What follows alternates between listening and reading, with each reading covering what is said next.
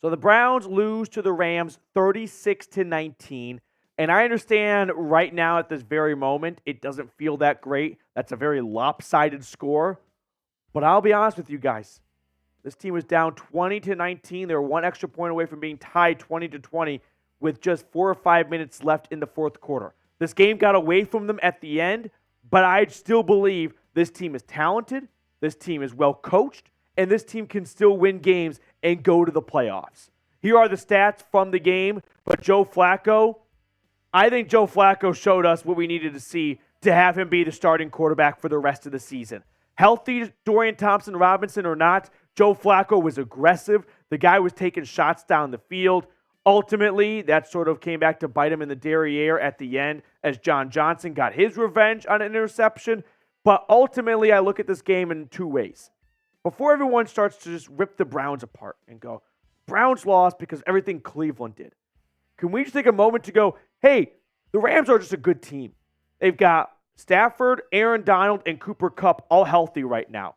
They're at home and they've won 3 in a row. And ultimately, the Rams defense at the end made a big play on an interception. And the Rams offense turned that and punched it in for, I would say, almost a game-sealing touchdown, right? So you take that, and the Browns now trail by 8. And then Kevin Stefanski decides to go for it on 4th and 5 at his own 30 with 2.5 minutes left, all 3 timeouts, and a 2-minute warning. I understand this Browns defense has been awesome all season long, but I don't hate Stefanski for thinking, what's a better chance? Me getting 5 yards right now or punting it, making a stop for starters, using all of my timeouts, or at least 2 of them most likely, getting the ball back with less time and less timeouts, and then needing to drive down the length of the field. Maybe option A is a little bit easier. Just get 5 yards right now. But I just want to take 30 seconds to go, for everyone watching right now that goes, Kevin Stefanski sucks. The Browns got to fire him. He's not a good coach. Kevin Stefanski has this team at 7-5, competing in the fourth quarter on the road in 2 straight games, down 1 score, without his starting quarterback, without his starting running back, without his starting tackles, losing Amari Cooper in the first half of this game, without his starting corner in Denzel Ward, with Myles Garrett only playing third downs. This team is injury-plagued all over the field. They have every right to just fold it up and say, see you next year, not our season. And this team continues to play hard and fight and battle and stay in games. That's coaching. That's Kevin Stefanski game planning and putting his team in the best position possible to succeed. That's him having this team bought in and playing hard throughout the entire game. Yes, this thing fell off at the very end. It's a lopsided score, but I am not giving up on this team. You should not be giving up on this team because this team is not giving up on each other, and that starts at the top with Stefanski.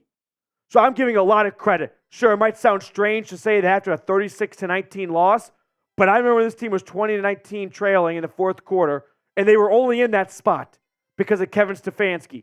He did not throw that interception. He did not have the defense make 0 plays in this game. I mean, no sacks, no takeaways. This defense never turned their game up, never turned this game on its head. Sure, some good stops, some nice punts, some good tackles here and there.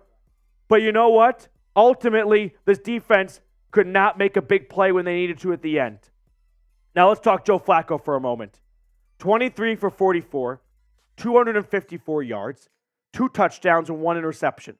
This offense and this overall team looked better with Joe Flacco at the helm than it did under Dorian Thompson-Robinson the last 2 weeks. And that's okay. One guy's been in the league since the other guy was in diapers. Like, it's okay to say Joe Flacco is better for the Browns right now. DTR can still be a good backup long-term, can still be a good quarterback long-term, but this team, they need to roll Joe Flacco the rest of the season. So let me know, should Flacco continue as the starter? I'm typing Y for yes. Like, you have big plays, you have unfortunate big interceptions down the field at the inopportune moments, and maybe DTR does not take that shot down the field and they do not turn it over. But I also don't think DTR takes a lot of shots down the field earlier in the game to keep themselves in this game. So I am prepared to roll with Joe Flacco the rest of the way.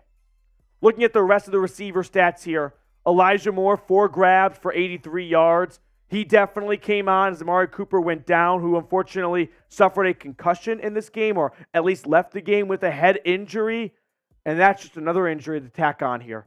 Sucks.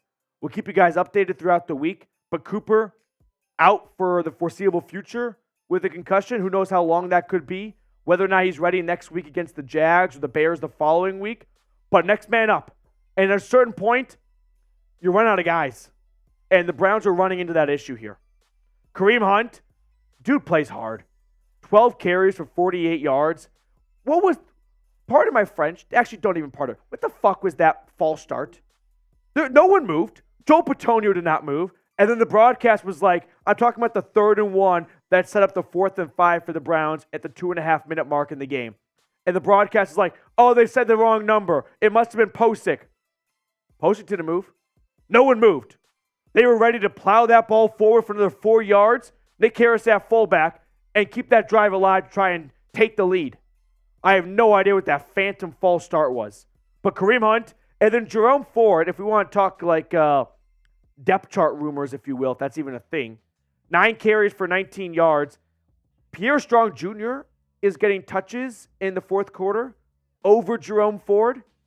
I don't know if this is Kevin Stefanski wanting to keep guys fresh, if Jerome Ford was not 100%, what was going on exactly, but I did not expect to see Pierre Strong Jr., who, by the way, admirably played well. 2 carries for 20 yards, 13-yard rush to move the Browns inside the red zone or inside the 10-yard line and set up a Harrison Bryant touchdown. But that's something to monitor. The Browns going to Pierre Strong Jr., their 3rd-string running back, in the 4th quarter in a 1-score game. Now, before we get on to the rest of my post-game show, I do want to shout out our awesome sponsor for today, which is Factor. This holiday season, you might be looking for nutritious, convenient meals to keep you energized on jam-packed days. Factor, America's #1 ready-to-eat meal delivery service, can help you fuel up fast for breakfast, lunch, and dinner with chef-prepared, dietitian-approved, ready-to-eat meals delivered straight to your door. You'll save time, eat well, and stay on track with your healthy lifestyle while tackling all your holiday to-dos. Looking for special occasion meals during the holidays? Level up with the Gourmet Plus options. Prepared to perfection by chefs and ready to eat in record time. Enjoy premium ingredients like broccolini, leeks, truffle butter, and asparagus. Head to factormeals.com/BrownsChat50 and use code BrownsChat50 to get 50% off. That's code BrownsChat50 at factormeals.com/BrownsChat50 to get 50% off. Let's run through some of the numbers here. The Rams offense went for nearly 400 yards, 279 through the air, 120 on the ground, didn't turn the ball over. If I tell you before the game these numbers, you're probably not thinking the Browns win.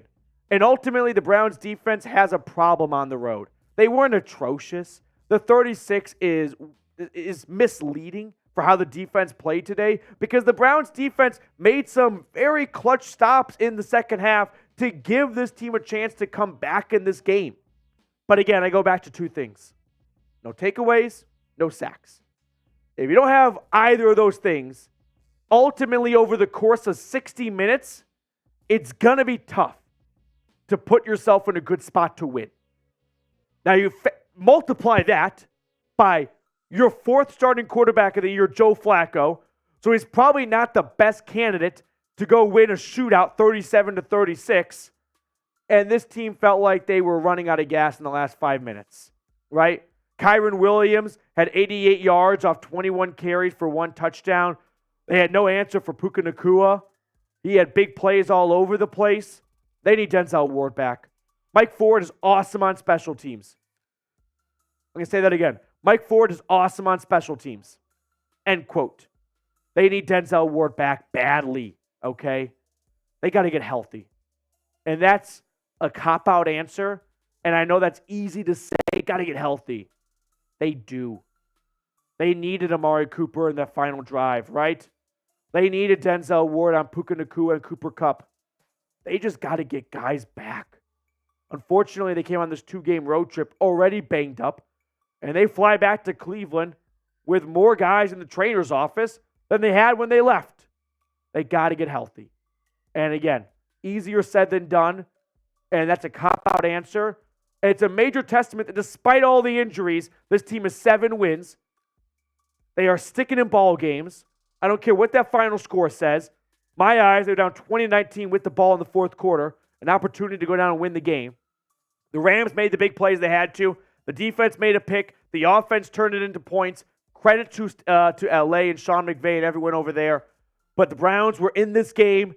I'm not going to hit the panic button. You should not hit the panic button. There's a lot of football left, and we have seen this team bounce back time after time.